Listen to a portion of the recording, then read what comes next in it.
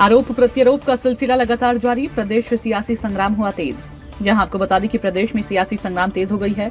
चुनावी रंग लोगों के सिर चढ़कर बोल रहा है और इस महीने 17 नवंबर को मतदान भी होने हैं। इसी बीच भाजपा ने छत्तीसगढ़ में अपना चुनावी घोषणा पत्र जारी कर दिया है। भाजपा के इलेक्शन मैनिफेस्टो जारी करते ही बलरामपुर में सियासी पारा हाई हो गया। भाजपा के इलेक्शन मैनिफेस्टो को लेकर कांग्रेस पार्टी के पदाधिकारी एवं कार्यकर्ता भाजपा पर आरोप लगा रहे हैं कि भाजपा कांग्रेस की घोषणा पत्र की नकल कर रही है। भाजपा कांग्रेस के मैनिफेस्टो को लेकर आरोप लगा रहे हैं कि कांग्रेस के द्वारा घोषणा पत्र में किए हुए वादे को कांग्रेस कितने पूरे किए, यह तो जग जाहिर है। मैनिफेस्टो जारी होते ही आरोप प्रत्यारोप का भी दौर जारी हो चुका है। जहां एक और कांग्रेस नकल करने का आरोप लगा रही है, तो वहीं बीजेपी उनके आरोपों का खंडन करते हुए जनहित के लिए मैनिफेस्टो बता रही है। भाजपा जिलाध्यक्ष ओम प्रकाश जायसवाल ने कहा कि ये जो घोषणा पत्र बनाए गए हैं, सभी घोषणा भाजपा के द्वारा पूरी की जाएगी। इससे सभी लोगों को लाभ मिलेगा और सभी को वर्गीय को ध्यान में रखते हुए घोषणा पत्र को बनाई गई है, न ही इसी प्रकार के किसी की कोई नकल की गई है। भाजपा की घोषणा पत्र जारी होते ही कांग्रेस डर गई है और गलत बयानबाजी कर रही है। छत्तीसगढ़ में भाजपा की ही सरकार बन रही है। बलरामपुर जिले के कांग्रेस प्रवक्ता सुनील सिंह ने भाजपा के द्वारा जारी किए गए मैनिफेस्टो को नकल करने की बात कही। उन्होंने कहा कि अगर भाजपा को धान का 3100 रुपये देना था तो उन्होंने कहा कि अगर भाजपा को धान का 3100 रुपये देना था तो जब उनकी सरकार थी तब उन्होंने क्यों नहीं दिया।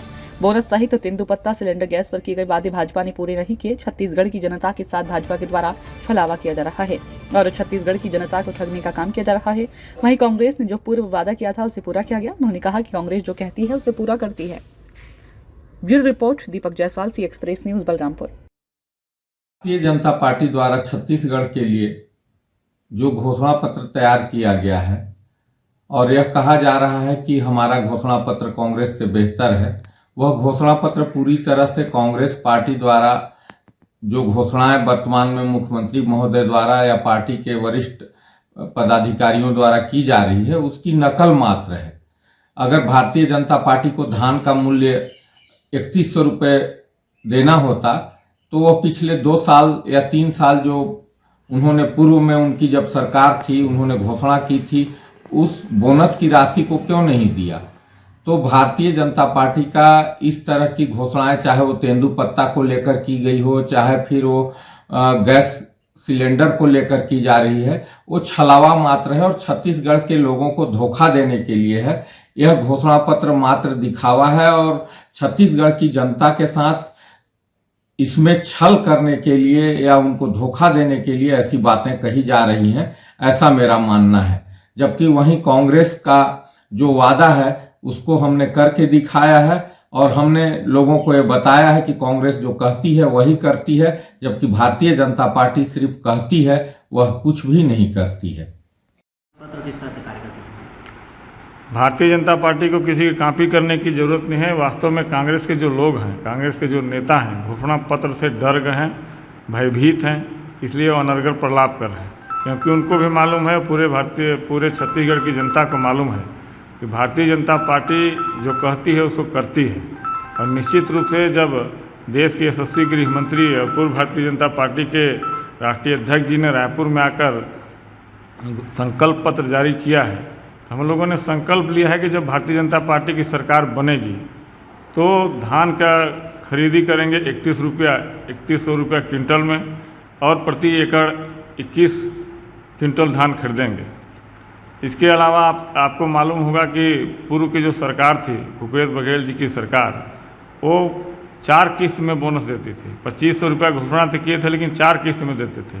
भारतीय जनता पार्टी ने घोषणा किया है कि हम एक मुश्त राशि देंगे। उसके अलावा महिलाओं के लिए गैस सिलेंडर 500 रुपया देंगे।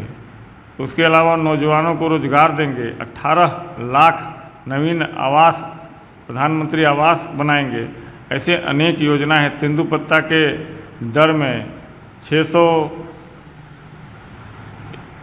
पत्ता के जो श्रमिक हैं उनको 5500 रुपया के दर से तेंदुपत्ता प्रति मानक बोरा खरीदा जाएगा और 4500 रुपया उनको बोनस दिया जाएगा।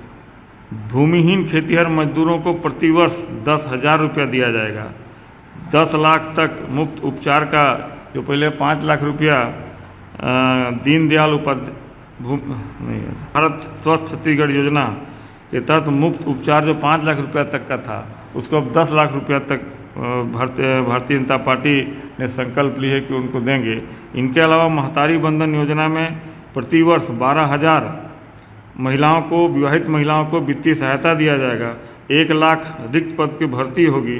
ऐसे अनेक छत्तीसगढ़ उद्यम क्रांति योजना में 50% सब्सिडी के साथ ब्याज मुक्त ऋण दिया जाएगा। ऐसे अनेक योजनाएं हैं जिससे घोषणा हम लोग के जारी होने के बाद कांग्रेस वास्तव में भयभीत हो गई है। और छत्तीसगढ़ में पूरे आप छत्तीसगढ़ की जनता मान ली है, संकल्प ले ली है कि भारतीय जनता पार्टी की सरकार को बनाना है, उससे यह सरकार भयभीत है।